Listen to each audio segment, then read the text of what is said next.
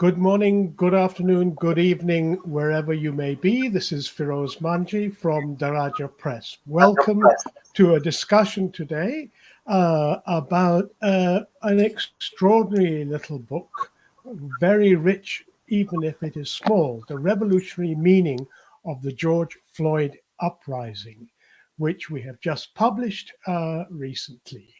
I have with me today our two authors, Sharon Salam and Arturo Castillon.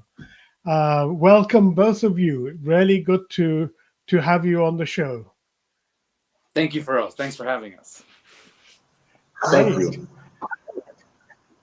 Let me just introduce people to who you are. Sharon Salam describes himself as a communist and anarchist. Some people tell me that's a contradiction in terms, but there we are. Who's based in New York, and he's been involved in the struggle since 9/11. Arturo Castillo is an insurrectionary communist living in the NYC, New York State, or New York City in the Philadelphia area, and currently in Spain, visiting family. We have another person who's involved, who co-wrote one of the chapters, Atticus Bagby Williams, and unfortunately he's been unable to attend. But I'm very glad that the two of you were able to join us today. Shimon, maybe we start with you and say, well, what made you write this book? Yeah, it was, we were in some ways, I think, forced to write this book. We had no choice in one sense, because what I think Arturo and I probably noticed, what we noticed was that there was a lot of writing going on about what at that time we called the daytime protests, right? And the daytime protests tended to be more white, more middle class, and we're all about nonviolence. And we noticed that no one was really writing a lot about what had happened in terms of the uprising, in terms of the riots, in terms of what we call revolutionary abolition. And so I think, we felt we had to say something about that. Someone else would have written it. At least for me, I don't think I would have written anything. But there was a huge gap that had to be accounted for.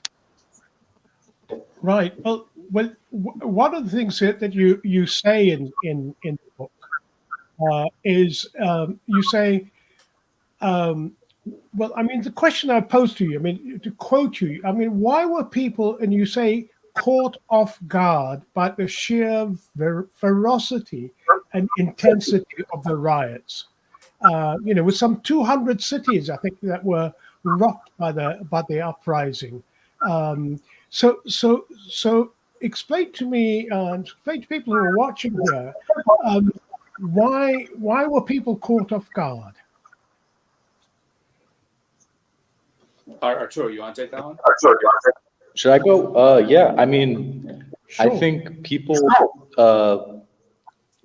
it wasn't done through the established channels that we've been used to thinking about how radical change happens. It wasn't done through the established left. It wasn't done through unions. It wasn't done through any kind of political parties. It happened autonomously from all of these established channels. And I think it happened in a way that I think a lot of people really didn't think that the proletariat was revolutionary in the United States anymore, and really didn't take that seriously.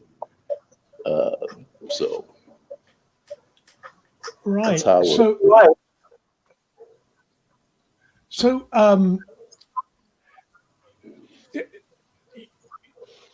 if people were caught off guard, nevertheless, it seems that there was a I think, from my point of view, an unexpected involvement of the labor movement and the unions in response. Um, that's not something that we've seen in relation to black struggles in the past. So what do you think provoked that? Yeah, I mean, I mean, oh, go ahead, Arturo. Yeah. no, go ahead, Shimon. Go ahead. Okay. I think the unique nature of we trying to grapple with what is the unique nature of Black struggle, not only in the United States but arguably across the Atlantic. But we'll talk about it in the U.S. Is that it creates a gigantic rift in society where all of society has to decide: are you with the Black struggle or are you against the Black struggle? And that also forced, workers like in New York City, the MTA bus drivers at a certain time refused to transport people who are arrested by the NYPD. They didn't want to do that dirty work, right? So it forces all social relationships in society, including ones that are unionized, to take a stance. Right. And that's what's very interesting and important to see about the Black struggle in this country. Not every struggle, unfortunately, does that. And the particular location, going back to W.E.B. Du Bois and C.L.R. James and other Black revolutionaries who thought about this, it does exactly that, which makes it a potentially and quite often revolutionary struggle. Right. So I think that's what forced unions to take a side. Right, in contrast, you talk about a Black-led counterinsurgency. Quote: "At the same time, we can't ignore the uncomfortable fact that much of the counterinsurgency was led by Black police, Black politicians, Black-owned businesses, and Black nonprofits, which played a key role in co-opting the uprising." Now, I mean, the first thing I'd like to ask you, was that a counterinsurgency, or was it the usual business as usual, the reformist wing response of trying to soften and perhaps buy off the movement? What do you think, Shimon? Yeah, I would stick with the reason I think we ran with the idea of, it's a counterinsurgency is because it demonstrates the fighting dynamic of struggle, and seeing clearly that even within Black people, they're opposing sides. That not only does the Black struggle divide whites, Asians, Latinx people, and so on, it also has divided Black people, right? And so I think it makes sense, and in a lot of ways you're right, Feroz, what you're saying. It's part of the normal, in some ways, run-of-the-mill reformism, but the way it appeared, and it isn't the first time, right? You could argue a Black counterinsurgency existed in the late 1960s as well, to deal with the uprisings, but the way it appeared, on one level, it instinctively felt like a counterinsurgency, because you saw people who were willing to fight against the system, the police, and all that kind of stuff. And you saw other groups of people, and in this case, it mattered that they were Black, because no one was going to listen to a white peace policing person, or no one's going to listen to an Asian peace policing person. It was just not that moment. It had to be someone who was racialized as Black to even have a chance of convincing people, don't do this or don't do that. So on kind of pure instinct level, when observing, whether in Twitter or on the street, it felt very much so like a counterinsurgency campaign. And in some ways, you could trace it back. You could trace this momentum of this development of the counterinsurgency campaign back to Ferguson, which helped seed the modern, contemporary, and I know people don't like hearing this, but a lot of the official BLM organizations, which end up playing a fairly destructive role in, we're interested in Black proletarian power, right? Those type of questions, and a broader proletarian power. And you can tell the way the Ford Foundation and other groups by Ferguson had got their stuff together and were like, we got to get on the ball on this and be prepared. And in some ways, they were fairly prepared for what occurred. So to what extent was this a um, a class issue? Arturo, was this a is this the middle classes responding uh, on this? Yeah, yeah. I mean, another big difference is since the civil rights movement and the Black Power movement in the 60s, especially, there has been a certain structural integration of part of the Black middle class and even, a very small Black upper class into the capitalist system, into the state. And that is I think that's a big difference from the 60s up until now. And yeah, that has hardened class divisions, within the Black community. You have a whole class of people that are, going to prison, harassed by the police, structurally excluded from a lot of employment, and that experience something very different from another class of people that get to go to university, get to develop a career, maybe become part of a nonprofit, get a job in a university. And yeah, that is a very big class difference. And then overall, since the 60s, we've seen a growing immiseration. Oh, shit. Oops, I'm not sure what happened there. Might have had internet issues. Yeah. Well, you want to pick up on that? Sure. Luckily, Arturo and I's brains are linked, so I know exactly where you're going to go with that line of thought.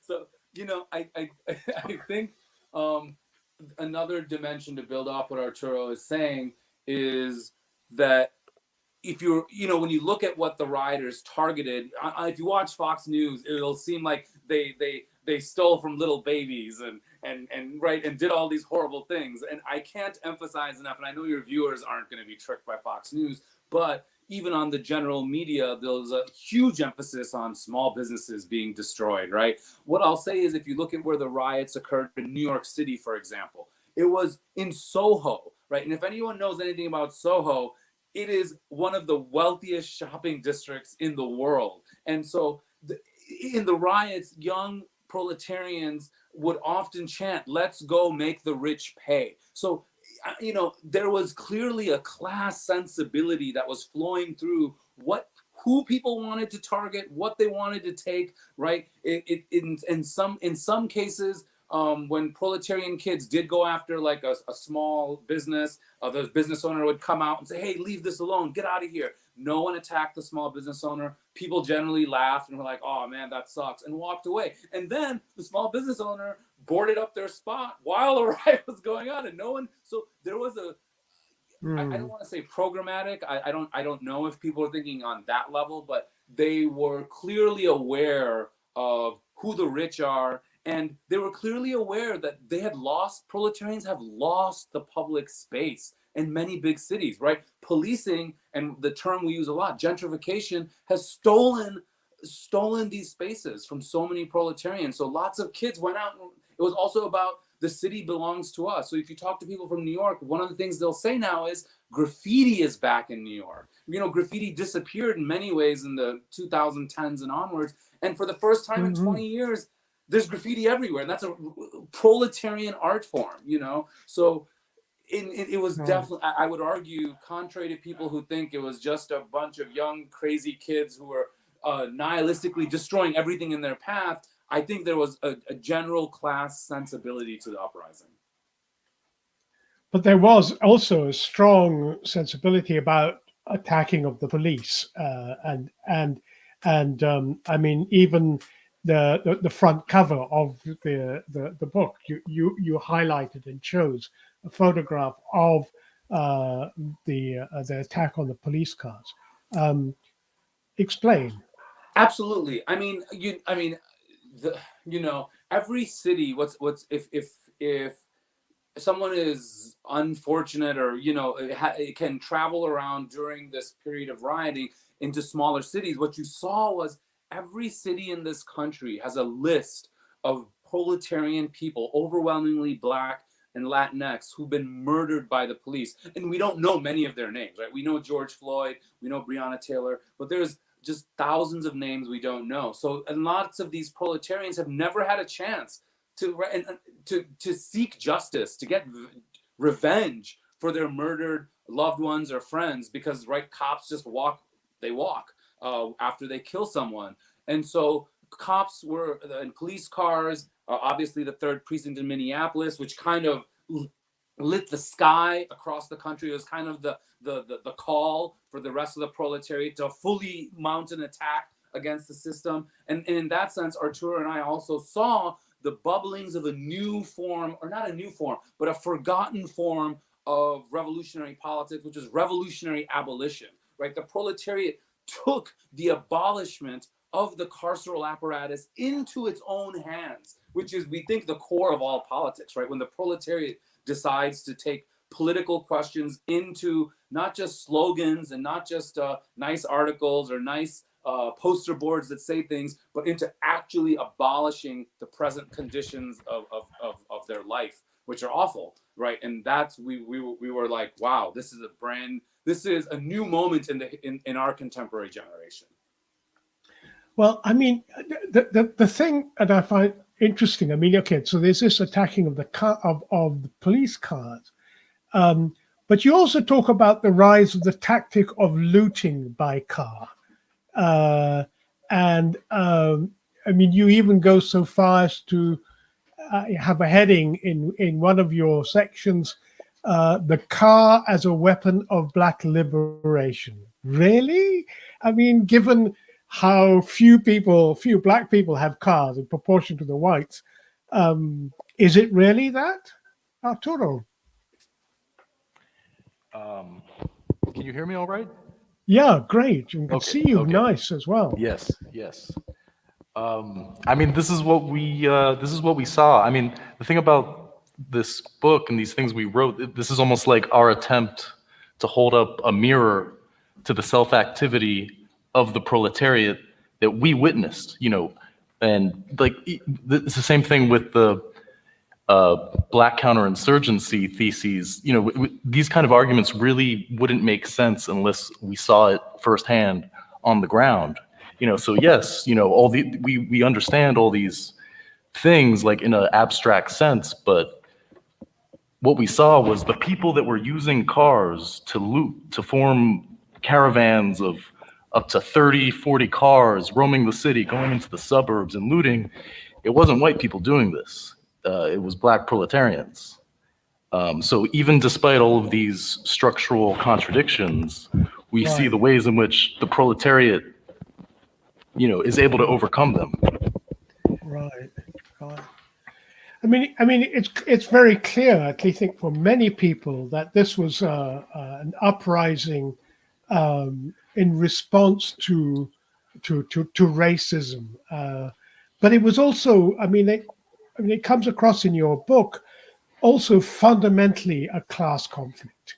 I think the point that you make, which is very important, and I think many may not have occurred to them, that if you have a large population of Black, disenfranchised, unemployed population, what's the capacity to strike? What's the capacity to take on capital, other than to blow, to take on the streets, to smash, and to reappropriate, and I think that's it's a really important point, and I just wonder whether you could just elaborate further on the class dimension and how race and class are inseparable, and how they then articulated in the struggles around the George Floyd uprisings. Shimon, do you want to have a go at that? Yeah. You know, there's a lot of theoretical constructions. People can rely on Stuart Hall, for example. But in some sense, I think, you know, jumping off what Arturo is saying, to visually see it, that you're seeing Black working class young people, and it was a very young uprising. You know, the leadership of the uprising, we generally feel is Gen Z, the Zoom generation. So they're like 18, 17, 19. Sometimes you saw kids as young as 13 and 14 now, right? And then the millennials, right? And what you saw and how you know it was a proletarian uprising, right? I mean, on one hand, it's the type of activities that young people who are proletarian brought to protest. You know, official protests, people don't smoke weed in them. This doesn't happen. It's not part of the left's polite, kind of culture that we have. We don't smoke weed in protest. We don't drink alcohol in protest. And when I was going to this stuff at night, I was looking around and I'm like, lots of people are smoking weed. Lots of people are drinking. This is not your normal crowd, right? And that set off a whole line of thought on who exactly is here, right? And there's a lot of other cultural cues that you can get about who is involved in these struggles that tells you, oh, okay, this is not just your normal middle class, run of the mill activist crowd.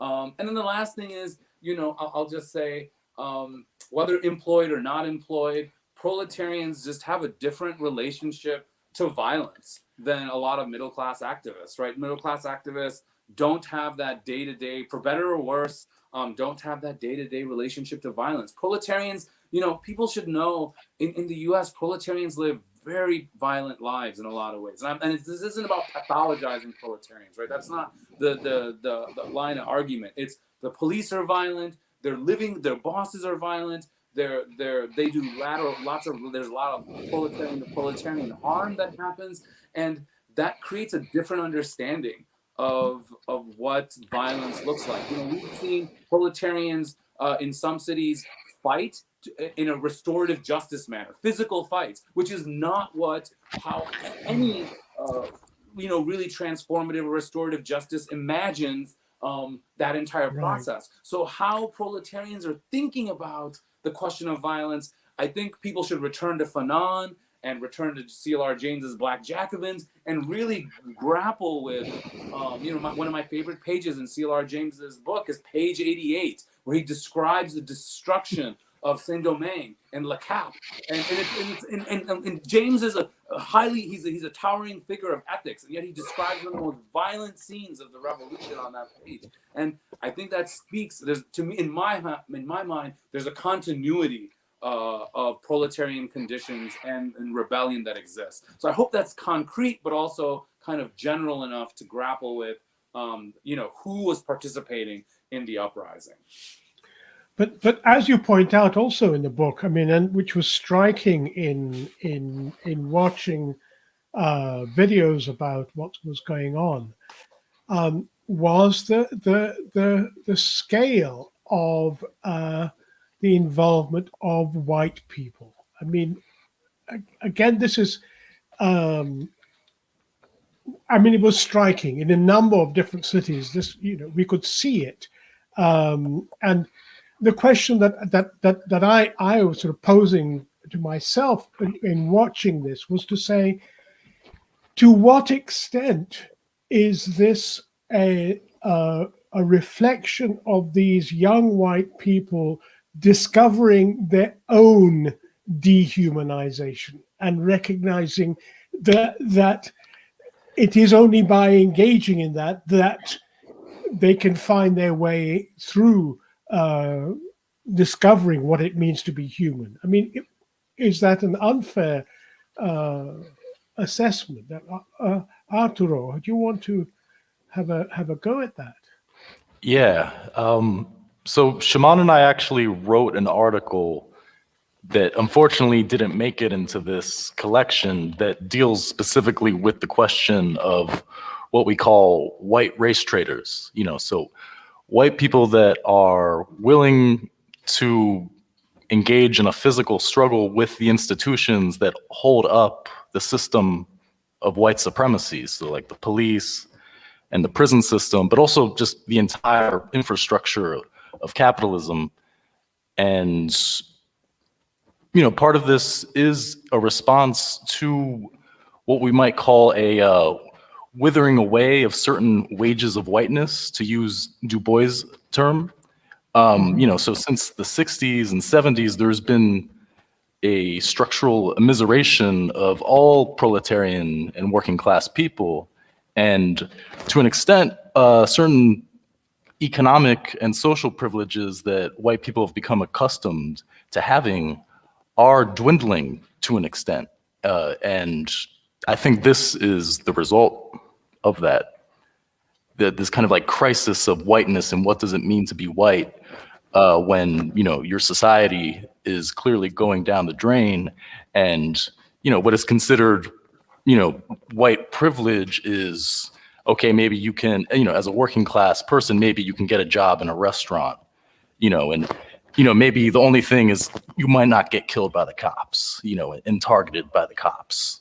And that doesn't really leave a whole lot of room, though, to identify with whiteness in the way that I think people were able to in this kind of like golden age of capitalism, after World War II, especially, and the rise of social democracy and all of that is, it's all of that's going down the drain now.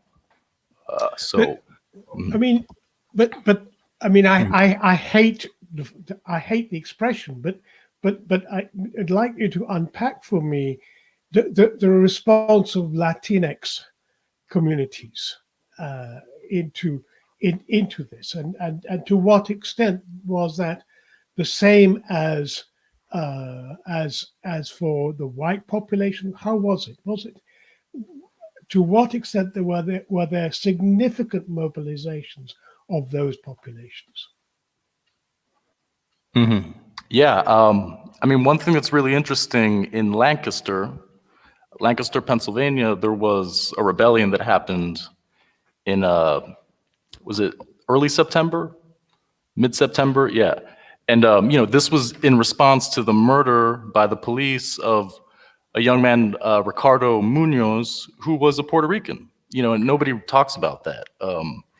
And the people that fought and kind of destroyed the police precinct that the cop worked at that killed him was a multiracial crowd, but it was mostly led and initiated by the Puerto Rican community, which obviously has a lot of overlap with the Black community, but is distinct. And, in a way, this isn't necessarily a new thing.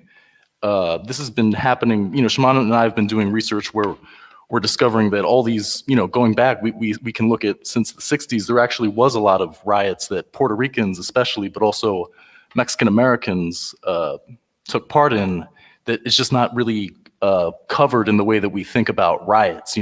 Riots are always associated just with Black people, but actually, it's been going on for a while, but it almost took this last year and all the riots that happened last year to start to think about the complexities and how it's, it's not as simple as just, only Black people. Right. Yeah. So the other question that you comment on in the book is that the response to the George Floyd assassination and the assassination of Breonna Taylor, you point out there is a marked contrast. Why? Shimon, do you want to try that? Sure. I mean, it's a complicated set of reasons that produce a very different response of the movement and then the proletariat to Breonna Taylor's murder. I mean, you can begin with the fact that in some sense, when the announcement of the fact that the cops are not going to be indicted for killing her is announced, the movement is already kind of on a downhill trajectory to some degree, not completely, but it's certainly on a downhill trajectory to some degree. The state was prepared, right? What was different about the George Floyd uprising is that it's clear the state was not prepared, right? Not only were revolutionaries caught off guard, but the state was caught off guard, right? Which is very important because it's very difficult for the proletariat to face a head-on confrontation when the state brings in hundreds of national or thousands of National Guards and brings in cops from the surrounding counties, which, you know, occurred the weekend where they announced that, you know, there'll be no indictments for the murder of Breonna Taylor. And then, of course, there is that tension about gender, even within the struggle, right? The biggest uprisings have happened around the murder of Black men, overwhelmingly, right? I mean, Arturo just pointed out Lancaster. There's obviously, you know, important notes to take note of there, but overwhelmingly, proletarians fight very hard when it's Black men who are murdered. And so, you know, we don't want to romanticize the movement. We want to just have an honest accounting. I mean, we're obviously supporters of what you know, the movement was. I think it's a very important achievement by the proletariat. But at the same time, we can reflect in somber ways that, you know, there are contradictions of gender, for example, in the movement. We just want to be careful to say that that's not the only reason. It was a complicated set of reasons that produced a very different reaction around the country when it came to Breonna Taylor's murder. Those are some. Maybe I'm missing some. Arturo, the only other point I would throw in right there is that by that stage in the sequence of riots that were happening in 2020, there was a shift. So in September, you had the Lancaster Rebellion, and that was still multiracial. But by October, especially in Philadelphia, you know, what we really saw in the rebellion in Philadelphia is that by that point, it was really only the most radical insurgent sections of the Black proletariat that were still willing to fight. And so that narrowing composition of the uprising was reproduced also in the Breonna Taylor riots or protests. Really at that point, white people, Latinx people, other non-Black people were not really participating in the way that they had been in the beginning of the summer. This is Feroz Manji speaking to the two authors of The Revolutionary Meaning of the George Floyd Uprising, Shimon Salam and Arturo Castillo. Tell me, one of the things I think that comes across in reading your book is a, maybe trenchant is putting it too hard, but a critique of the white left. Could you give us some sort of understanding of what that critique amounts to? Shimon, do you want to try that? Okay. Oh, well, I mean, there's a range of critiques. One is, you know, and it depends which left we're talking about, right? If we're talking about the more kind of social democratic left, you know, it's kind of distance positioning of itself from the more militant stuff is obviously a big problem, and that has a lot to do with the class composition of that layer of the left. You know, there's obviously a general critique of many leftists, white leftists in the U.S. about, you know, this has been a long-standing critique that BIPOC revolutionaries, Black, Indigenous, and people of color revolutionaries have made, which is trying to take the seriousness of Black revolution and Black struggles, the intellectual work that's been done from, you know, whether it's Malcolm X to Fanon to James, you know, there's lots of people in the canon trying to take them seriously and using those type of ideas to think through what does revolution mean in the U.S. That's why we worked through that text called Prelude to a New Civil War, because we wanted to really think about using Du Bois, using the groundwork that he laid in Black Reconstruction to think about, well, what is exactly revolution in the United States, applying basically some of the core ideas of Black Reconstruction to 2020 and the uprising that occurs. And sometimes, you know, a lot of white leftists just don't do that work. And you know, hopefully this uprising begins to change that dynamic where they relook at U.S. history and specifically the contributions of Black revolutionaries and Black movements in thinking about what does revolution look like. So those are two that come to mind. One for the social democratic left, and then one for the left in general. So do you think that that there's going to be a greater recognition of the Black radical tradition? It's you would think that would have happened after the 60s. You would think, right, there's lots of inflection moments in the US where that might have occurred. We will see what impact, in some ways it's not clear to me what impact, I'd be curious to hear what Arturo says about this. It's not clear to me what impact the riot has had on most of the left. People love focusing on defund and the daytime protests, and they make nice Instagram pictures, but for me, I'm like the transformative event that has created, as in a Fanonian sense, a new species, a new type of person, was the riots and the revolutionary abolition. And that to me is, will the white left and other leftists grapple with that? And it's not easy, because it's dangerous, it's pathologized in society. It's not the type of politics that most of us have done, right? Most of US politics is you go to a march, you hold your sign, you come back home, you post a picture on Facebook or Instagram, and that's your protest. This was something that is a little bit, not, it's part of the Black radical tradition, it's part of an anarchist tradition, a part of a communist tradition, but that's not something that's happened a lot in the US until now. Arturo, do you want to comment on that? Yeah, I mean, Shimon pretty much sums it up.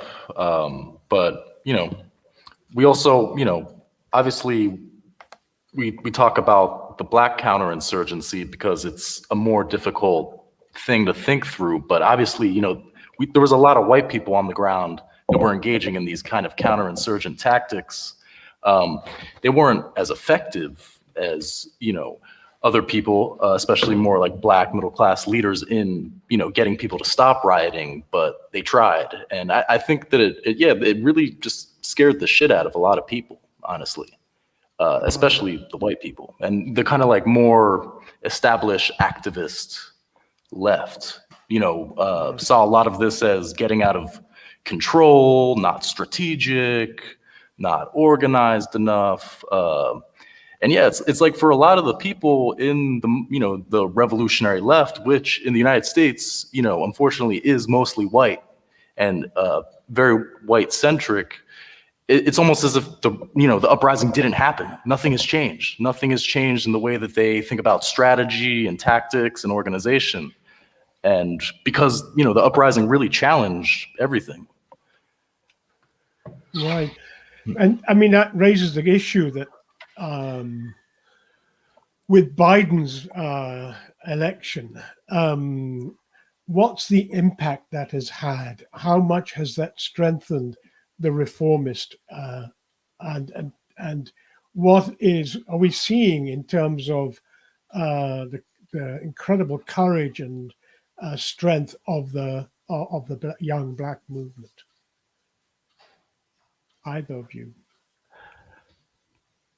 I mean, yeah. I mean, that was another thing too. You would think that, that somehow the uprising would have made people not think that capitalism can be reformed, but it was, it was surprising. Even people that are anarchists and communists, would fall into, this kind of like, we need to defend democracy from fascism politics, and this kind of rhetoric, ended up, especially on January 6th, which we mentioned towards the end of the book, a lot of the people that were wanting to defend the Capitol Hill building were, it was a lot of white leftists, they wanted to defend them against, these white fascists. But it really had nothing to do with the self-activity of the proletariat and the riots, and and a strategy based on that, instead of just trying to stop Trump. Right, but one of the phrases that was recurrent during this last few months has been the issue: are we entering into a period of civil war? Is this just the first act in that play?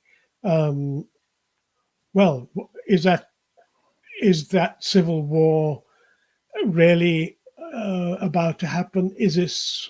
Where are we on that, Shaman?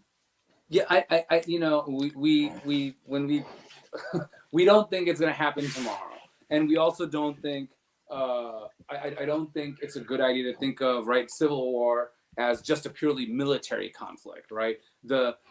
I think we are certainly in the process of something that might turn out to be hopefully a dialectic of civil war and revolution. And what that means, when we talk about it in prelude to a new civil war, is the American form of revolution looks like it appears the race question has to be resolved in a manner where lots of non-white people, and particularly black proletarians, have a sense that white proletarians, because white proletarians are still such a huge demographic majority of this country, are serious about defeating anti-black racism, right? And the way that looks, right, according to how Arturo and I used Du Bois's work and the history of the US Civil War, was a split in white society, right, between defenders of white supremacy and those who want to leave that world behind, right? And so what we're seeing, and that's why for us, Portland was important, Seattle was important, and even though the epicenter of the uprising was in Minneapolis, those three cities are overwhelmingly white cities. I don't want to lose the story of BIPOC people in those cities, but the data in that sense is very clear. They're not majority black or Latinx cities. And it was astonishing that those three cities ended up being some of the most militant with the most durable movements over the summer. And so how we imagine, right, out of the uprising, the lesson that we saw was that tied to the John Brown dynamic, that there's a layer of white people, a significant layer of white people who are willing to take great risks to make it clear. What's amazing in the US is we haven't had a revolutionary struggle where tons of people are willing to die for communism or anarchism, not on a mass scale, right? We've certainly had a communist party, we've certainly had the Wobblies, the 1905 Wobblies, but in the US, what's the unique way that the black movement shatters the country, forces white people to kill one another over the question of, are we going to have a racist anti-black society or not? And that's a little different than how revolutions have played out in other countries. So I think how I've understood it is that that's an inevitable process that we're just going to have to go through and that specifically that whites, and I would argue as this country becomes more Latinx and more Asian and more Arab and so on, those communities as well will have to make that division will have to be made in those communities, and Asian Americans and so on will have to demonstrate that they're not just a bunch of anti-black racists, because right, anti-black racism constitutes every racialized group. So I think the Civil War process is ongoing. I don't think it'll happen today. I'll stop there. I could keep going on and on. Arturo, why don't you take it from there if you have more comments. I mean, this dynamic that Shaman's describing of the splitting of white society and even just within the white proletariat, we saw this happen, in a way, leading up to the Civil War with the abolitionist movement, some parts of it, becoming more and more radical, joining with the, trying to support the self-activity of slaves in the South and slave insurrections. And the Underground Railroad, and then in the lead up to the Civil War, and then you could say in the 50s too, there was this growing white participation in the civil rights movement, a certain section of white society, and now we are speculating, that we're in some kind of prelude, some kind of period that, looking back, we might look as this, as akin to the 1850s or the early 1950s, where still very within society, these contradictions between reformism and revolutionary politics, support for black people, or trying to support the racial order, is really coming to a head. And 10 years from now, we might look back and be totally caught off guard if we're not thinking about this. One of the things that you focus on and draw attention to is how much has been going on in the smaller cities. There's a tendency to just think about Chicago, New York, and so on. So what's happening in these smaller cities? Why is this happening? Why are there much more effective and strong rebellions appearing there than we see in the larger cities? Well, yeah, I mean, so it's similar to what I was saying about the Latinx question and how, riots get automatically only associated with Black people, and then, seeing, Lancaster, and then looking back and trying to understand the riots that have happened among Latinx people. The same thing happened with small cities. So, like, we saw Lancaster is, very small in the middle of Amish country in Pennsylvania. It was the last place that we would have expected a riot to happen. And, looking back in the 60s, it was the same thing. Most of the riots that happened in the 60s actually happened in small cities and towns, but we don't think about it that way. So in a way, this is a dynamic that has been there. It's just not been part of the narrative for a long time. I don't know. Yeah.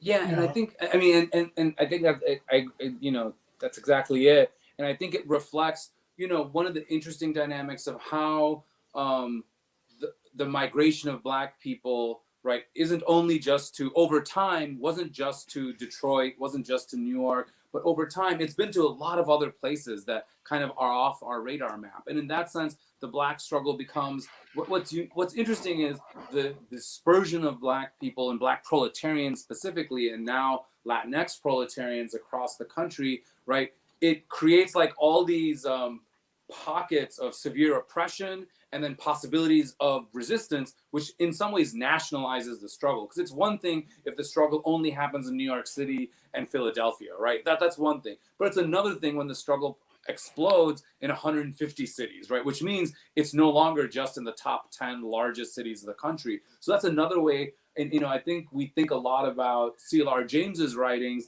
on how the development as capitalism develops and continues to absorb more and more Black workers into the system.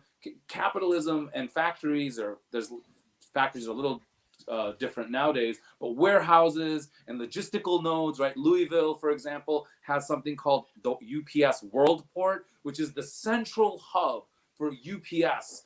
In 1 hour, it can process 500,000 packages, right? And lots of Black and other racialized workers work there. And so the spreading out of workers or proletarians through all these different places creates the conditions for these type of rebellions to happen. That isn't just in New York City, for example, right? Right. But all these uprisings have happened under conditions in which, well, today there are, 500,000 cases, deaths from COVID, with disproportionately affecting those workers who are in the front line, who are in the health sector, in the cleaning up, who are doing the shit jobs, and so on. How is that playing into the idea that, well, this is just a manifestation of racism in America? To what extent is this a mobilizing or a demobilizing factor?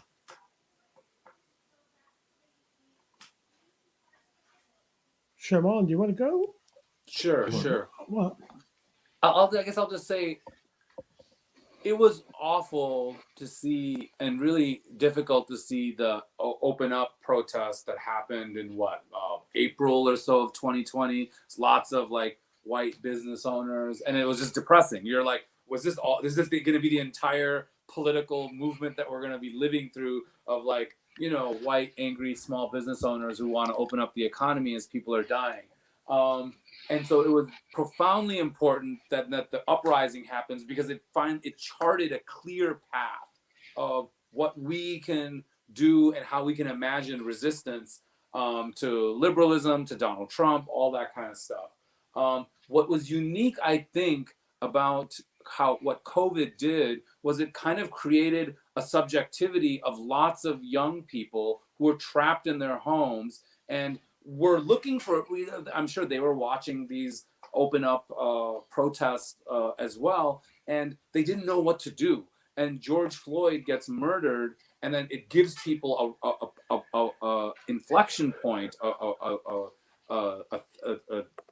idea to rally and protest around, and it allowed lots of people who had been under lockdown to come out as something different than just, right. There was a common experience of, we were under lockdown, we all saw this this horrible murder occur, and then people come out. So in some ways, it was our own, it's not exactly true, but in a certain way, sometimes I think about it, it was our own anti-lockdown protest. People recognized that something very unfair was happening in society, which was the death of lots of proletarian people, specifically it was in racialized forms, and people came out to fight. And at the same time, we should be clear, what's interesting is the BLM stuff, daytime or nighttime, was very conscious of the pandemic. Everyone wore masks. If you went to protest, people had hand sanitizer and all kinds of stuff to make sure the virus did not spread. Right. Arthur, do you want to comment on that? I guess I'll just also point out just, the fact that so many people, were not able to get the government stimulus, especially poor Black people, disproportionately were excluded from that, and also just the skyrocketing unemployment really was this perfect storm, for an uprising in a lot of ways. I think the pandemic, is a undeniable part of what created that. Right. Well, finally, yes. I always like to go go ahead. back to the Haitian Revolution, where Toussaint and the other revolutionaries had figured out what yellow fever was doing to Napoleon Leclerc's army, and used and shaped their campaigns in a very specific way that would get the French soldiers sick by yellow fever. And so there, I don't know if that was exactly the thinking that was going on in this case, but I couldn't help, when the pandemic happened, I couldn't help but remember and think through what the role of yellow fever was in the Haitian Revolution. Right.